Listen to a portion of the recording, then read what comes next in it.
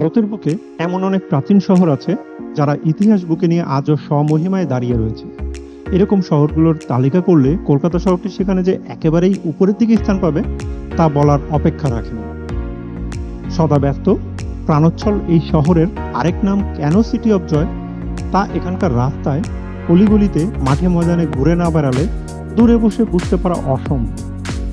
এককালে কলকাতায় যেহেতু ব্রিটিশ প্রশাসনের কেন্দ্রবিন্দু ছিল, সে কারণেই ইংরেজ শাসনের নানা রকম নিদর্শন ছড়িয়ে রয়েছে কলকাতার বুকে। কিছুটা বিষণ্ণ জুবুথুবু এই নগর ভগ্নপ্রায় বাড়ি ও মলিন রাস্তাঘাটে ভরা। এই শহরে ঐতিহ্যের গভীর প্রবাহ বহমান। পায়ে পায়ে ঘুরে নেওয়া যায় এই শহর, কিংবা কিছুটা হেঁটে কিছুটা পরিবহন নিয়ে। পুরনো এই শহরটিকে ঘুরে দেখলে যে অভিজ্ঞতা সঞ্চয় করা যাবে তা অমূল্য হয়ে থেকে যাবে মনের মনে। তাই সিটি অফ জয়ের সাথে পরিচিত হতে আমরাও ছুটে গিয়েছিলাম শহর কলকাতার বিভিন্ন দর্শনীয় স্থানে। আমাদের এবারে ভ্রমণে ছিলাম আমরা দুইজন, আমি রাজু এবং আমার সাথে সজীব। মূলত কত কম খরচে ঢাকা থেকে কলকাতায় যাওয়া যায় সেই অভিজ্ঞতা অর্জনেই আমরা গিয়েছিলাম গেদে বর্ডার দিয়ে।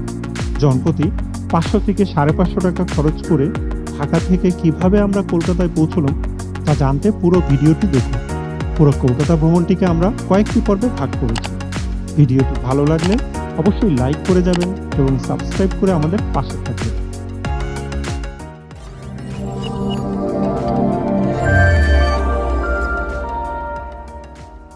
যেহেতু গেদে বর্ডার দিয়ে কলকাতা যাব, তাই দর্শনা হল্ট পর্যন্ত দুটি টিকিট আমরা যাত্রার প্রায় 1 সপ্তাহ আগে অনলাইনে কেটে রেখেছিলাম। বেনাপোল এক্সপ্রেসের টিকিট প্রতি মূল্য ছিল 400 টাকা, কিন্তু অনলাইন প্রসেসের জন্য এক্সট্রা আরও 20 টাকা দিতে হয়েছিল। অবশ্য বর্তমানে ট্রেনের ভাড়া 80 টাকা বাড়ানো হয়েছে, তাই এখন ঢাকা থেকে দর্শনা হল্ট পর্যন্ত জনপ্রতি ভাড়া গুনতে হবে 480 টাকা। হাই বন্ধুরা, আমরা এখন চলে আসছি কমলাপুরের স্টেশনে। আমরা এখান থেকে এখন ভারতের উদ্দেশ্যে রওনা করবো। সবাই সাথেই থাকবেন, ইনশাল্লাহ অনেক মজা হবে, অনেক মাস্তি হবে। সবাই আমাদের সাথে একসাথে থেকে, ঠিক আছে? কমলাপুর থেকে রাত 11:45 ট্রেন ছাড়ার কথা। সেই হিসাবে নির্ধারিত তারিখ রাত 11:30টায় প্ল্যাটফর্মে গিয়ে দেখি ট্রেন আমাদের আগেই প্ল্যাটফর্মে এসে গেছে। তাই আর অযথা সময় নষ্ট না করে আমাদের নির্ধারিত বগিতে উঠে পড়লাম। ঠিক 11:45 ট্রেন কমলাপুর থেকে ছেড়ে দেয়।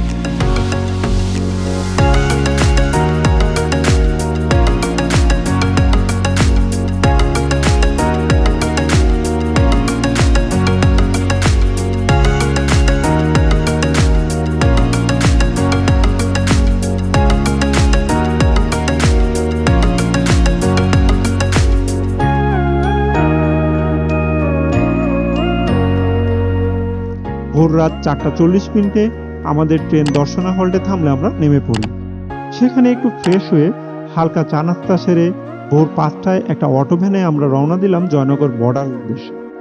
ভাড়া 2 জন 60 টাকা। চারিদিকে শুনশান অন্ধকারে ভ্যান চালক সহ আমরা 3 জন চলছিলাম অনেকটা ভূতের মতোই।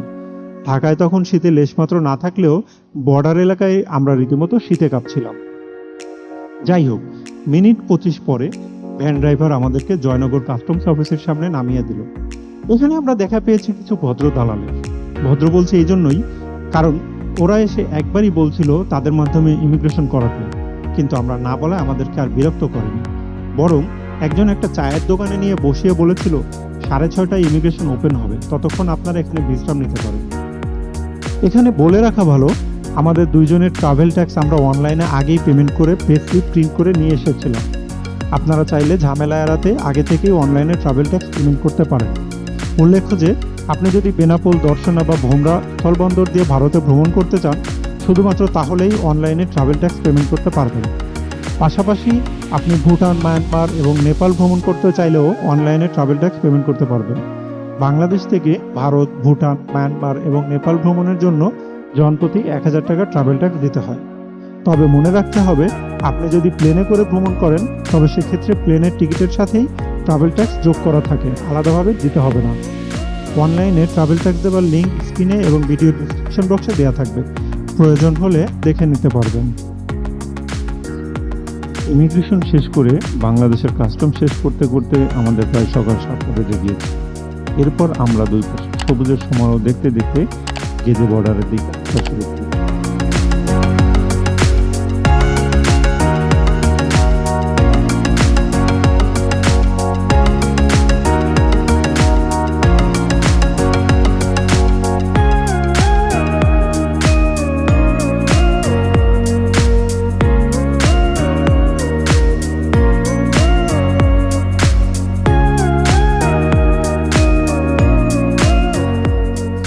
গেদে বর্ডারে গিয়ে দেখলাম বিশাল এক লাইন।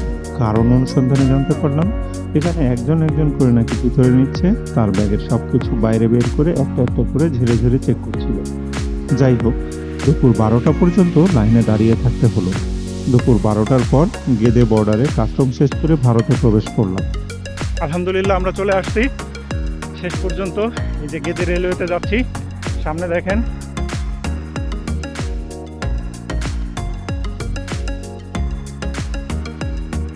সেখান থেকে একটু হেঁটে আসলেই গেদে রেল স্টেশন। রেল স্টেশনের নিচেই গেদে ইমিগ্রেশন অফিস। এখানেও আমাদের খুব একটা ঝামেলায় পোহাতে হয়নি, সব মিলিয়ে 20-25 মিনিটের মতো সময় লেগেছিল। তবে বলে রাখা ভালো, এখানেও অনেক দরবেশ বাবাদের দেখা পাবে, যাদের দোয়ার বিনিময়ে আপনারা চাইলে 5 মিনিটেই ইমিগ্রেশন শেষ করতে পারবেন। আপনারা চাইলে এখান থেকেই টাকা এক্সচেঞ্জ করে রুপি নিয়ে নিতে পারেন, কারণ বর্ডার এলাকাতেই ভালো রেট পাওয়া যায়।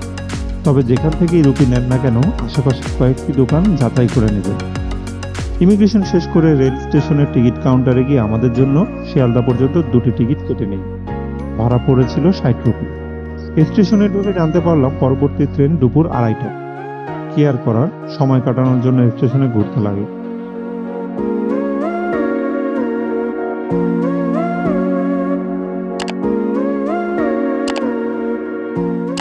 ঠিক সময় মতোই ট্রেন আসলে আমরা ট্রেনে উঠে পড়ি।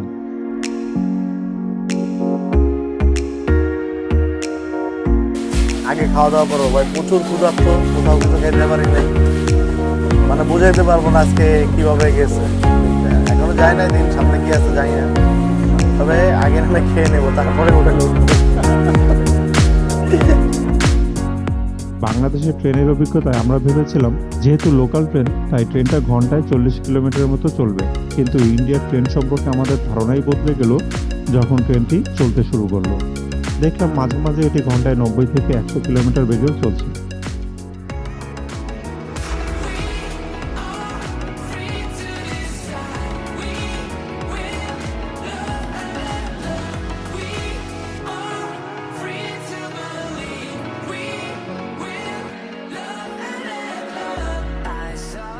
প্রায় 3.25 ঘন্টা পর আমাদের ট্রেন শিয়ালদা থামলো। শিয়ালদা ট্রেন স্টেশন থেকে বাস স্ট্যান্ড মাত্র 2 মিনিটের হাঁটা পথ। শিয়ালদা থেকে হাওড়া, বাবুঘাট, ধর্মতলা যে বাসগুলো যায়, আপনাকে তেমন একটা বাসে উঠতে হবে। বাসে 10 রুপি করে 2 জন 20 রুপি ভাড়া দিয়ে ধর্মতলা এসে নামলাম। সেখান থেকে একটু হেঁটে নিউ মার্কেটের পাশ দিয়ে চলে আসলাম মার্কিউস স্ট্রিটে আমাদের হোটেলে। কলকাতার অলিগলিতে দেখবেন কিছু মানুষ আপনাকে সাহায্য করার জন্য এক পায়ে দাঁড়িয়ে থাকবে। ভুলেও এসব দালালের খপ্পরে পড়বেন। এখানে কারো কাছে হোটেল খুঁজে দেবার বা টাকা থেকে রুপি এক্সচেঞ্জ বিষয়ে কোনো সাহায্য চাইবেন না। আর কেউ যদি নিজ থেকে এইসব বিষয়ে আপনাকে সাহায্য করতে আসে, তবে বুঝে নেবেন সেই লোক আপনার মাথায় কাঁঠাল ভেঙে খেতে চায়, সাহায্যের নাম করে আপনার পকেট থেকে কিছু কমিশন আদায় করতে চায়। তাই একটু কষ্ট হলেও নিজের কাজগুলো নিজেই একটু ঘুরে ঘুরে করে ফেলুন। ভালো হবে এখানে এসেই সিম কিনে ফেলুন, তারপর গুগলের সাহায্যে নিজেই সব খুঁজে খুঁজে বের করতে পারবেন। এখন আসুন ঢাকা থেকে এই পর্যন্ত আসতে আমাদের মোট কত খরচ হলো তা একটু হিসাব করে নিই। কমলাপুর থেকে দর্শনা হল ট্রেনে 420 টাকা, দর্শনা হল থেকে জয়নগর বর্ডার ভ্যানে 30 টাকা, গেদে থেকে শিয়ালদা ট্রেনে 30 রুপি বা 45 টাকা, শিয়ালদা থেকে ধর্মতলা 10 রুপি বা 15 টাকা, মোট 510 টাকা। আপনারা চাইলে শিয়ালদা থেকে সরাসরি ট্যাক্সি করে মার্কিউস স্ট্রিটে আসতে পারেন। সেক্ষেত্রে ভাড়া পড়বে 80 থেকে 120 টাকার মতো। কলকাতার ট্যাক্সি ড্রাইভারগুলো বাংলাদেশি মানুষ দেখলেই তাদের কাছে 2 গুণ 3 গুণ ভাড়া চেয়ে বসে, তাই অবশ্যই দামাদামি করে নেবেন। আর একটা বিষয় মাথায় রাখবেন, সেটা হলো কলকাতায় হলুদ ট্যাক্সি মানেই নন এসি।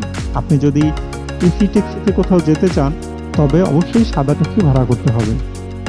আমাদের ভিডিওটি কেমন লাগলো তা আমাদেরকে কমেন্ট করে জানাতে পারেন। পরবর্তীতে কোন স্থানের ভিডিও দেখতে চান তাও আমাদেরকে জানাতে পারেন। সবাই ভালো থাকবেন, দেখা হবে পরবর্তী ভিডিওতে। আল্লাহ হাফেজ।